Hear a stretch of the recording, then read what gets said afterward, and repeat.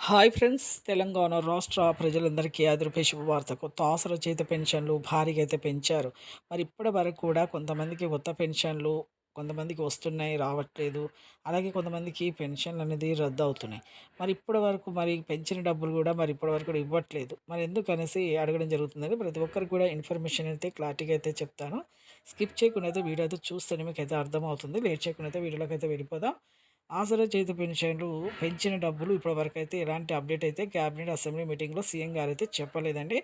ఇక మరి కొత్త రేషన్ కార్డులు అప్లికేషన్స్ అయితే పెట్టుకోవచ్చు అని చెప్పడం జరిగింది. ఇంతకుముందు ఎమ్మెల్సీ ఎన్నికలు జరిగినాయి కాబట్టి ఇప్పుడు ఈ నెలలో అయితే పెట్టుకోవచ్చు అని చెప్పడం జరిగింది. అలాగే రైతు భరోసా డబ్బులు కూడా వేస్తున్నారు.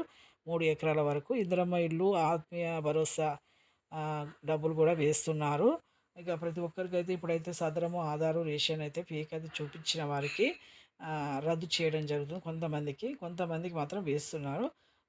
కొత్త పెన్షన్‌లయితే ఇక ఏ నెల డబ్బులు ఆ నెల కూడా మీరు వెంటనే అయితే తీసుకోవాలి. 2 నెలలు, 3 నెలలు అంటే రద్దు అయితే చేయడం జరుగుతుంది. చూసారు గాండి ఇప్పటి వరకైతే ఎలాంటి అప్డేట్ అయితే విషయంలో అయితే రాలేదు.